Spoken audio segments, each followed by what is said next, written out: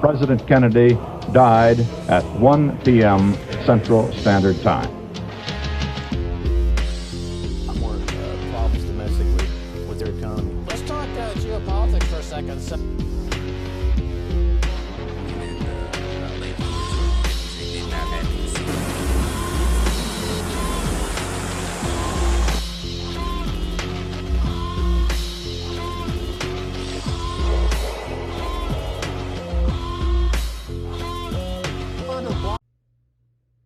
Hey guys, welcome back to the Chaos Incorporated Network. Been gone a while, coming back with the show. I know many of you out there were bugging me about getting a show out. My apologies, we've been gone a while. I've been super busy with work and my companies and life, kids and life in general. But we're back. The chaos has gotten even bigger and bigger as the months have gone by. And that's why we brought you the Chaos Inc. podcast. We will be bringing on guests here very soon, and we cover chaos all through the world, and unfortunately there's just more and more content to cover. We today are going to talk about obviously the big news stories, what's going on in Israel. We're going to talk about Russia, Ukraine. Yeah, believe it or not, Europe's largest country is still at war with Europe's second largest country.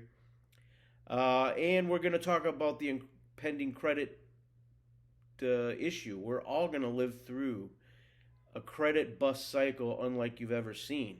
We're seeing in the last few months we've moved from a world of 3% rates, 0% rates to the banks, and to 7 to 9% rates and 28% on your credit card.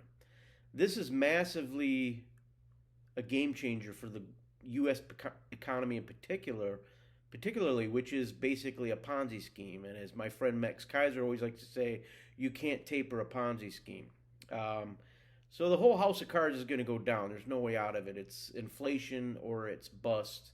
We're gonna explore some of those issues in this episode.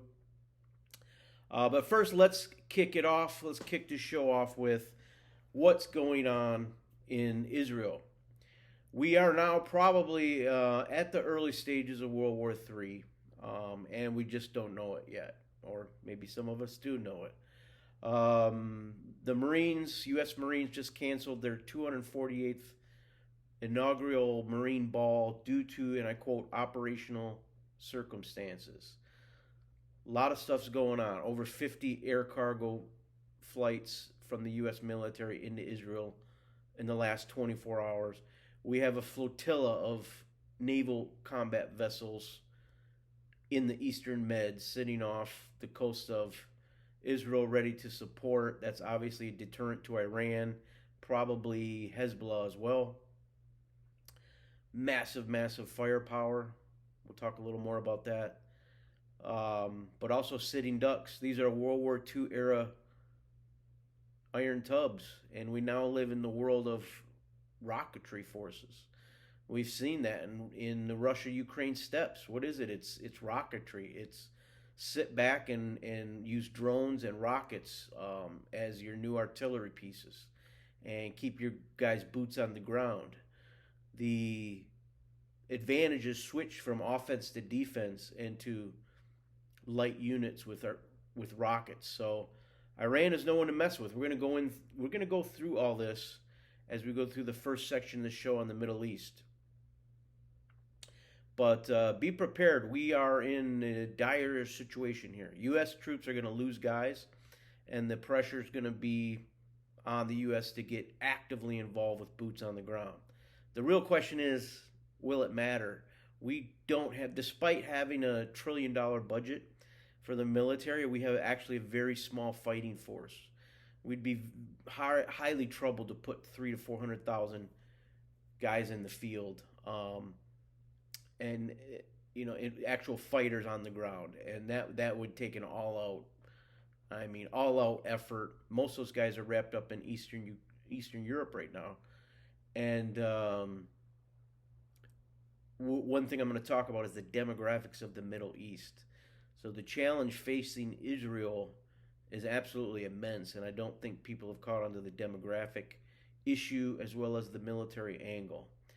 So let's start out first. October 7th. What I will say kicking this off is I have no dog in this fight. I'm not Jewish. I'm not Arab.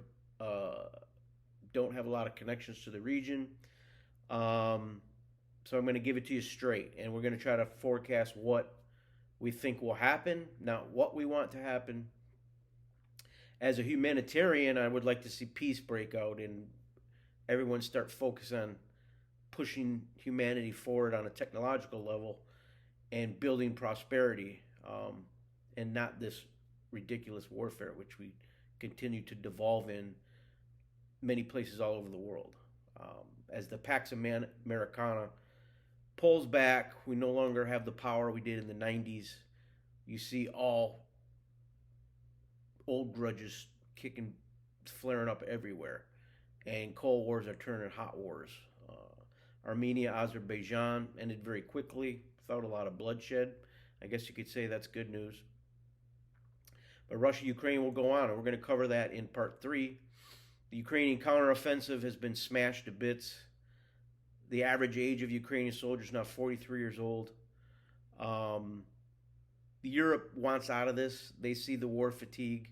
The U.S. is going to have to put in $100 billion every 6 months, and we're borrowing, $1.2 trillion a year in deficits. And now we've got to fund a Middle East war. The financial side of all this equation in the U.S. is absolutely dire straits, and we risk a credit event at basically any time. I mean, we could wake up in a day and it started, and so we're going to walk through that and what we need to do to kind of prepare. So let's get a background here. We're going to start part 1 of this show. I think this show is going to be a little bit long today, but background on Israel. Israel was majority Arab, going back 150 years ago.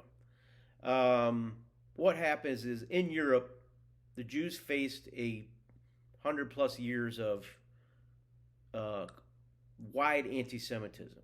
Okay, the Holocaust. We don't need to go through all that. That's obviously well known. But before that, the Jews faced severe discrimination in Eastern Europe, Russia. Alexander II was assassinated. His son got to power and put in pogroms against the Jews. Weren't allowed to go to university, things like that. Romanians kicked Jews out of university. So the Jews started to realize that Europe was not a place that became viable or livable for them anymore. They started to leave. The first wave into Palestine proper, or what is Israel today, was from Russia in the 1880s. So you saw the Jewish population there go from 5% quickly up to 20-some percent. Then you had another large wave, obviously pre-World War II, 1930s, post-World War II, with the start of the Zionist movement, which really took place. Theodor Herzl and that group, which said we've got to find a homeland because we don't know. We see what's coming in Europe. They saw what happened in the 40s. They said we don't know if they're going to come at us from the top down. That would be the aristocracy, the royal families, these types of things, or the bottom up. That would be Marxism. And they came for them, but a lot of them had left and got out to Israel. By this time, you're talking the 1940s. So let me fast forward the war in 1948. Israel, this was the first Arab-Israeli war. The Israelis won and were attacked on all sides. This was going back. This was, a British-held territory. The British mandate expired. Israel proclaimed their own statehood, and they were immediately attacked by the Arab states. Coming up from Egypt, down from Iraq, across from Jordan. They were able to win that war. But what a lot of people don't realize is that Israel actually outnumbered the Arab states at that time. This is 1948. At the end of the war, the Israelis put in around 117,000 troops in the field against the Arab states. The Arab states were only able to put in a total of about 63,000 fighters. So quick review, you had the 48. Israel took a lot of territory at that time. 67, you had the war. Once again, they were invaded. Egypt, Jordan, Iraq, Syria. They won that war, which was not a given. There was not a huge technological advantage for the IDF at that time. It was basically U.S. fighters versus Soviet MiG fighters. They pulled that off, but then they went through the Lebanon War, 82, terrorist attacks since 2000. So I'm getting my point here is that the Jewish people are basically refugee people. I mean, coming out of Europe and back into the ancestral homeland. Now, that's not the whole story, though. You will get, on the other side, you'll get the Palestinians that will say, what is this? These Russian guys showed up, and then after World War II, these Germans. Keep in mind, they just look at the Israelis as Germans. Everyone's speaking German. All of a sudden, you're flooded with a huge number of people speaking German. So from that side, that's the way they're perceiving it. But keep in mind, this is not a colonial project like the left in the U.S. tries to portray it. I mean, if you want to go take maps back 100 years, the whole world would change. So you can't do statecraft in modern geopolitics going back with maps 100 years ago or 150 years ago. It just won't work. So, not to mention, 1 out of 2 Israelis were people of the Levant. They were people of the Arab world. After the 48 war, it became dangerous for Jews to live anywhere in the Middle East. And there was a big flood of people back into Israel. So, I mean, Baghdad pre-48 was 30% Jewish. Okay, that's 0% today. So that's the issue. So Israel became a homeland for the Jews. And obviously they bought up land. There was a lot of money that came into the area to buy land for Israeli settlers and to, take large portions of the land. So you have what we have today is displaced persons in Gaza, the West Bank, and you have an Arab world that is really torn between Shias and Sunnis. Now, in the Shia world, you have, it was really led by Iran. You've got, and the Shias versus the Sunnis. The Shias seem to be a little bit more crazy than the Sunnis, I will say. So the Sunnis, all this broke out October 7th, massive, terrorist attack by Hamas. This was right when Saudi and Israel were about to finish the deal on a massive peace settlement, which could completely change the region. So you had the secular outlooks of the Sunnis, the Saudis, the Turks, Egyptians, these groups that are very more secular in their outlook, and it's not as a religious thing. And Saudi was ready to do this deal with Israel, which could have totally changed the face of the Middle East. They want to make money. They want to develop the region. They see the oil is ending. Okay, China's declared peak oil this year. So with EVs at 50% of sales, China's just not going to need the amount of oil that they're going to need. So you're going to see actually oil demand start to decline. That's going to be a big megatrend of this decade and next. On the Shia side, you get really led by Iran. Okay, this is the religious view. It's completely non-secular. They believe Israel shouldn't exist. Okay, they take it as an outrage that the Israelis are there. They want to see death to Israel. That's the group you can't negotiate with. These guys, and a lot of people don't realize, but the Middle East for a decade plus now has been Shia versus Sunni, Iran versus Saudi. Iran's been running proxies in Yemen against Saudi. They run Hezbollah against Israel.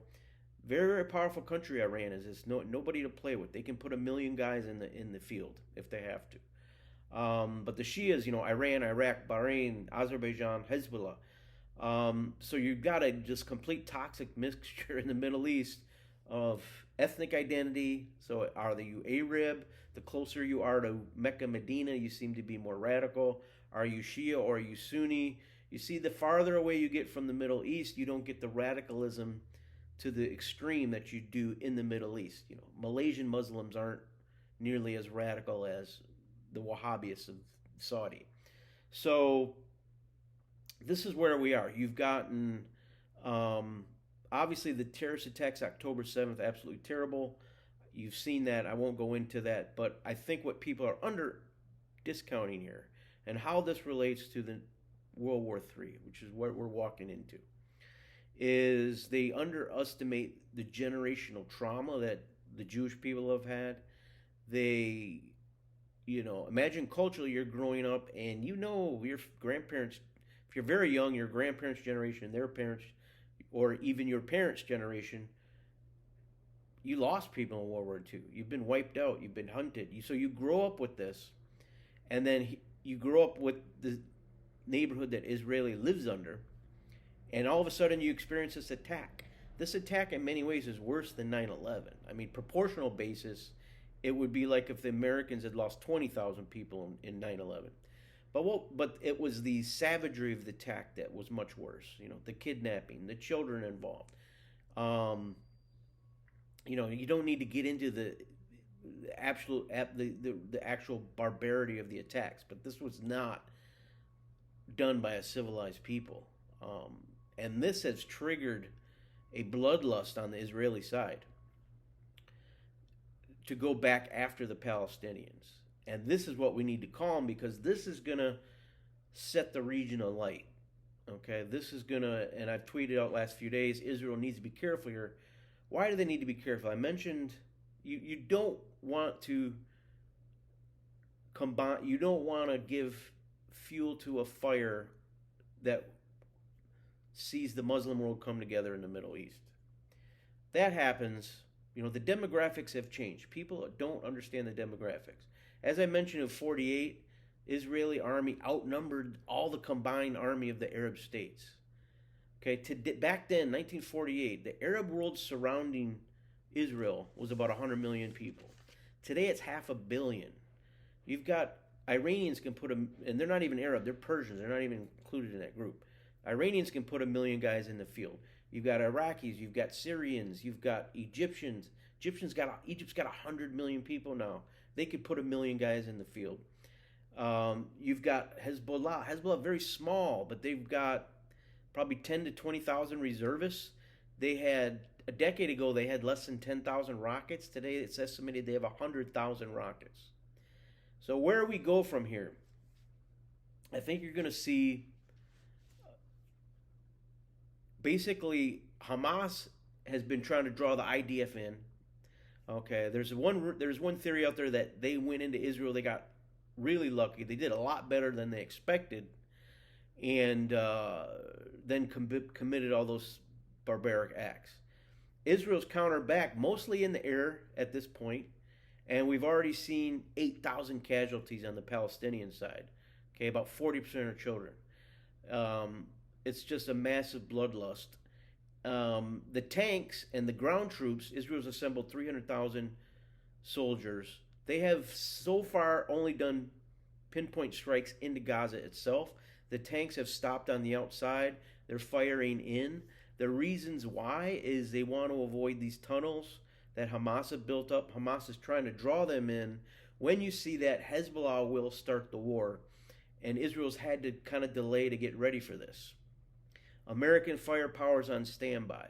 So where do we see all this going? This is a game of dominoes at this point. How far will the Israelis go?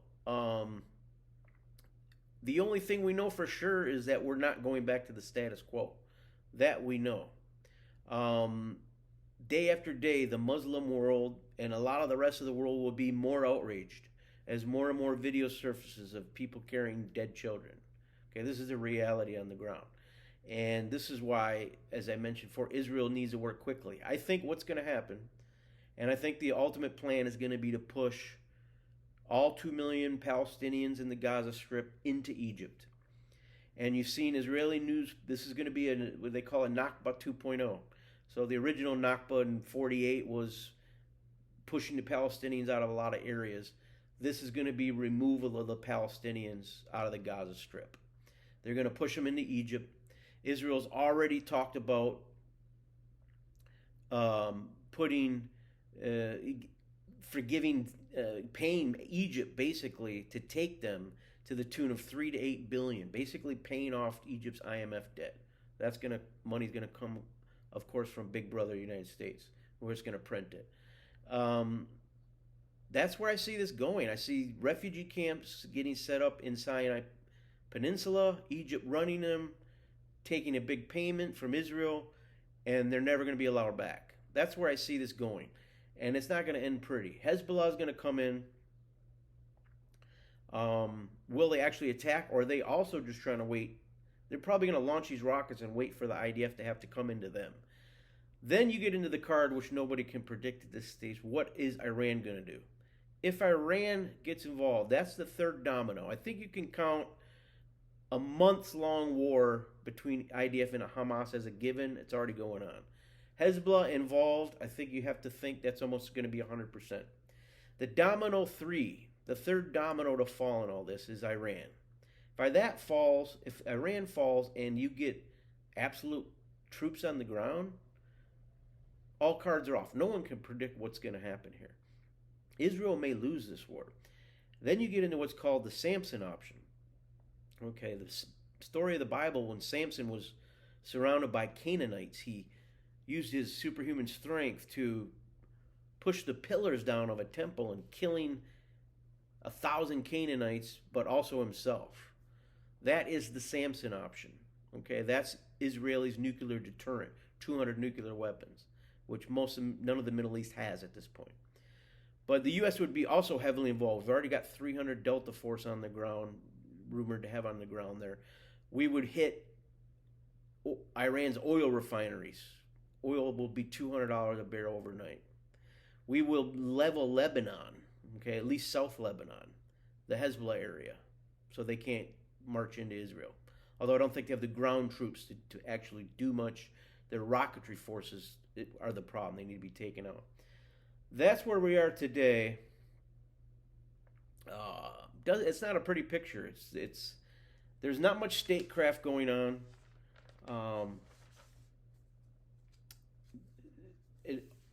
There's no off ramps for de-escalation. There's only ramps for escalation.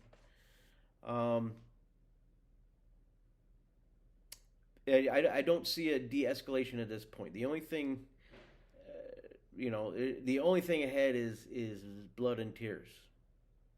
Okay, where down the road can it stop?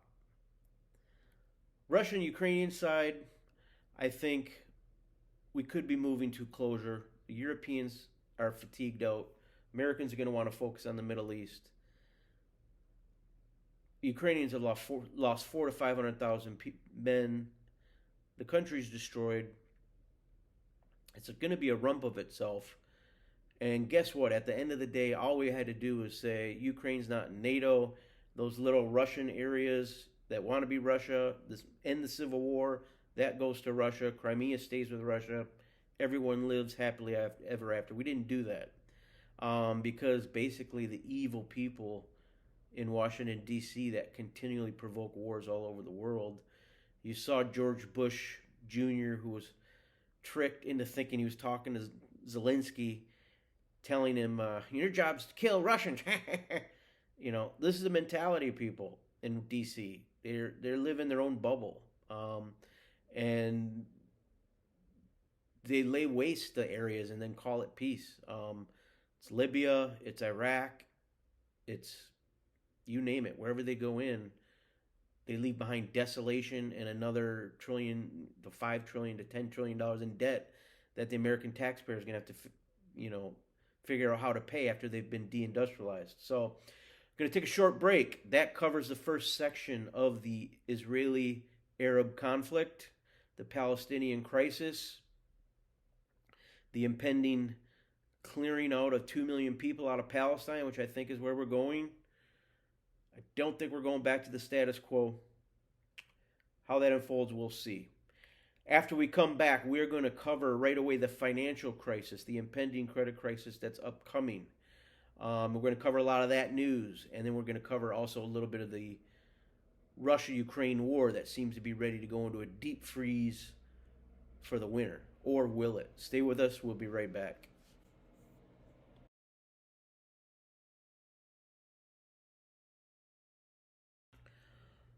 All right, we're going to shift now into the financial sphere of the world.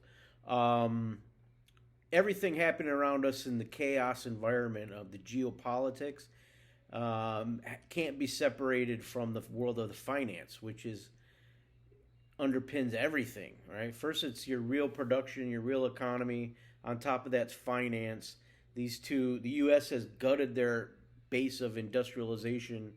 They're living off this world of finance and continue to print money. And this has led into the wars and the geopolitical fractures that we see all across the world. Unipolar superpowers don't die quietly. They don't go quietly into the night. They die with a roar. What we're seeing today, so quick state of the world in finance, we're seeing the S&P now is down 10% since July. Here we are in early November. It's down $4 trillion. The U.S. government is going to have to borrow $1.6 trillion before the end of the year. That'll be $3 trillion over 6 months. The debts in the U.S. government are exploding, absolutely exploding. We hit over $1 trillion in interest payments this year. All that old debt at 0% is now going up to 5% they've got to borrow at. That's going to get us up to $1.8 trillion, according to my math, within 18 months.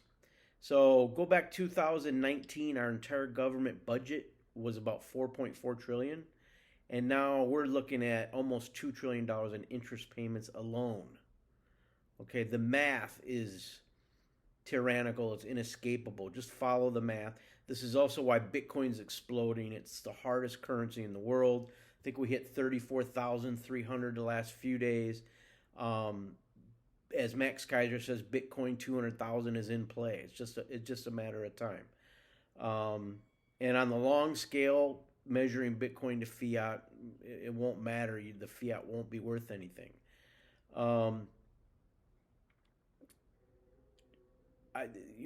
U.S. corporates are continuing to struggle in this inflationary environment. I think the inflation's underreported. We're not helping things. iPhone sales in China are collapsing, but it's not due to the economy. Huawei's booming, Xiaomi's booming. iPhone's just cut prices across the board. NVIDIA, the chip giant, we just put in new restrictions on them selling to China, risking $5 billion in sales. Okay, so we're creating a deindustrialized power. Washington, D.C. continues to destroy what's left of America's productive and technical base. What's really of concern is the mortgage market. So the mortgage market has been frozen most of this year. A lot of these mortgages are under 3% or 4%, and if you got one of those, keep it. That's what people are doing. They're not selling. They're not going to move. Labor's going to be fixed into certain locations where they are. There's going to be no labor mobility, similar to what we saw in Japan post-bubble collapse in the 20 years ago. Basically, nobody could move. They can't get out of their properties. Real estate agents are getting second jobs, doing anything they can do because there's just no market for homes. So there are some cash buyers out there, but at 8% mortgage rates, you still have yet to see the house pricing collapse, but I think we're coming for that. What we haven't seen are the job losses yet. That's on the way. The good job losses are just getting started, and when that kicks in, home prices are going to have to drop. The affordability gap now on homes is twice as bad as it was pre-global financial crisis. Latest numbers this week, you have to make $111,000 to afford an average price home in the United States. That's almost 3 times the average income of an American. So the affordability is just off the charts. The U.S. can't afford homes. The home buyer traffic, interesting statistic, has reached 30-year lows. That means nobody's just going to look at homes. The last time we've seen numbers this low, the 2020 lockdowns, the global financial crisis, and a 1980s housing bust. It's the only time home buying traffic's been this low. So credit card debt. Let's take a credit card debt. Credit card debt has some very shocking numbers here in the United States. We hit $1 trillion in total credit card debt at rates of 25%, 25 to 29% interest rates. Loan sharking. Imagine loan sharking a market of $1 trillion. This is an all-time high. What's even more concerning is in Q2, for 22 years in a row, in Q2, the overall credit card level debt drops, okay, from Q1. This year it didn't drop, kept going up. That is a signal. Credit card default rates are now at all-time highs of 6%. Auto loan default rates are at 7%. So every car loan made, 7% will default, and every dollar spent on a credit card, 6% will never be paid back. You could easily see these rates double, okay? When they double, how long before the regional banks hold up? They're going to go down. The regional banks have already been bailed out this year because they bought U.S. Treasuries, supposedly the safest investment in the world. Okay, U.S. Treasuries went upside down. It's this rate of change, the paying for past sins of a decade of 0% interest rates. The rate of change is going to kill the economy, and it's going to be very difficult to adjust in this new environment. Venture capital companies are going to go bankrupt. You look at these companies like a WeWork, okay, which filed bankruptcy this week. Market cap at one time was $50 billion. For doing what? For taking leases in office spaces and making them really hipsterish, and then leasing it out, and then calling yourself a tech company. The Uber of office spaces. It didn't work. Yeah, they're bankrupt. WeWork's bankrupt. But yet the guys that founded it, multi-billionaires. Okay, never made a dime. Never made a dollar for shareholders. Didn't prove they could make money. Yet they became billionaires. This is the plague of cheap, easy money for a decade that we're now going through. Distressed debt. Some of the numbers we're getting out in this market are absolutely shocking. So, pre-global financial crisis, this distressed debt market was roughly around $800 billion annually. Hit $2 trillion during the Great Financial Crisis.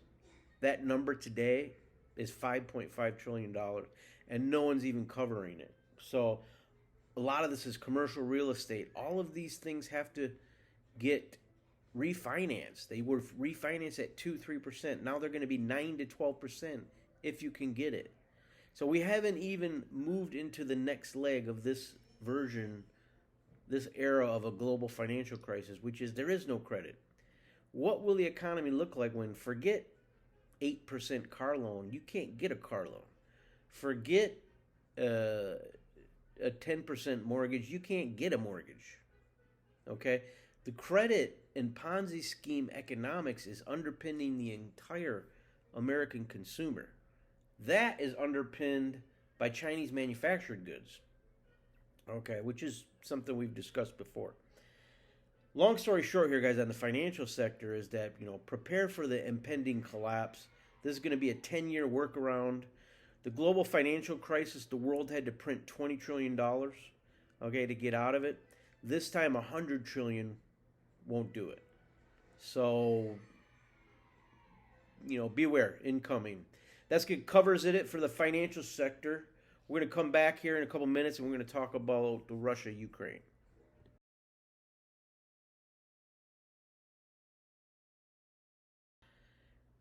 And we're back. Hey guys, last segment of the show today. We are going to cover Russia-Ukraine. Yes, but as I said before, believe it or not, Europe's largest country is still at war with Europe's second largest country. The Russia-Ukraine war continues. The Ukrainian counteroffensive was a complete disaster. What's happened new recently is the West is now looking for an out. Time magazine, after a couple years now of painting Zelensky in this glorifying heroic fighter light, many of these magazines are just mouthpieces of the intelligence agencies. Now this week came out with a new cover. He's on the cover again, but this time a lot of damning information and a lot of realistic portrayals of what actually has been going on in Russia, Ukraine, and what people have been, telling you in the alternate media. Basically, the war is unwinnable. Ukraine can't win. The counteroffensive completely failed. We sent 40 to 50,000 soldiers to their death. They had no air cover. They got chewed up. All their artillery got chewed up. They basically retreated after 6 or 7 days. There was small scale fighting for a month, but they basically, if you don't win a counteroffensive in 6 or 7 days, you had to retreat. And if they had not retreated, Russia, I think, would have done a major counteroffensive, and could have just rolled up Ukraine all the way to the Dnieper. Ukrainians smartly stopped and pulled back when they lost 20% of their heavy armor, and 30, as I mentioned, 30 to 40,000 soldiers during this so-called counteroffensive. Now it looks like the lines have roughly frozen. Russia's making some advances in a couple small areas, and now we're in for the long haul. There's been some leaked information. Europe's fatigued. U.S. is, has to tie the aid now to the Israel aid money in order just to get it approved. They want to send Ukraine another $60 billion.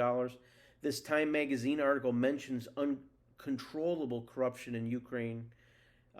Just visit Istanbul. You can't get a dock slip for a yacht now. The Ukrainians have them taken all up. I see down here in South Florida, Ukrainians everywhere running around spending money. It's par for the course in this situation. This place was never a squeaky clean country. We've thrown hundreds of billions of dollars at them now, and they traded the flower of their youth. So the Time magazine article mentions the average age soldier in Ukraine now is 43 years old. That means for every soldier under 43, there's one over 43. Okay, we've killed the young people. They're dead. They're gone. Now they want to throw women into the meat grinder. Okay, how long can the lunacy go? So the escalation needs to stop, and they need to have real statesmen come out here and make a peace deal. And guess what? The Russians speakers that lived in the Russian areas on the right go back to Russia, and Crimea is already with Russia. They've had Russian passports since 2014. Stop the games. The world's too dangerous of a place. The United States is being deindustrialized. It's still getting flooded with immigrants that are going to expect social services. Okay, we got real shit to do and real problems to take care of. And D.C. are just a bunch of goddamn clowns, is all I can say. You look at the Pentagon, they're going to need to spend, their budgets are going to need to double with the situation going on here. There's been reviews of artillery shells, 155 millimeter artillery shells. Russia's outproducing us 2-1, 3-1. Costs them $600 per shell for what roughly almost the exact same shell we need to make, but ours costs $6,000, 10 times what the Russian one costs. What do you think the Chinese one costs? Probably $200. The Pentagon contracting is a disaster because the industrial base is gone. United States hasn't built an oil refinery since 1976. We've got one nuclear power plant under construction. We've got our average age of our nuclear facilities in the United States is 42 years old. The service life is designed to be 40 years old. We're not replacing our nuclear facility plants. As I mentioned, not a new oil refinery. The nuclear situation, if it wasn't for LNG, I think the United States financially would have collapsed already by this point. And our government tried to stop LNG. It was just too good of a business opportunity. They couldn't stop it.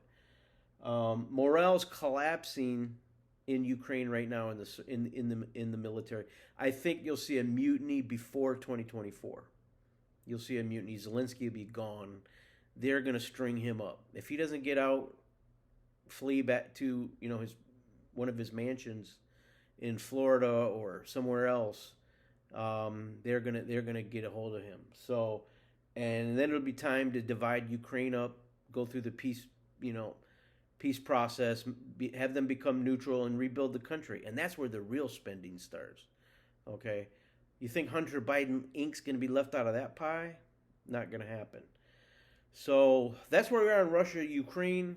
The slosh, the mud is coming in, and the winter season, historically a very low time for fighting. We'll see if anything changes. I think the biggest beneficiary of this October 7th terror attack is Russia. Putin's got all the attention off Russia and Ukraine now. So DC's hands are going to be filled with the Middle East and making sure this doesn't go into an all-out World War III. So that's where we are. We're going to cover it back. We're going to catch up back with you guys next week.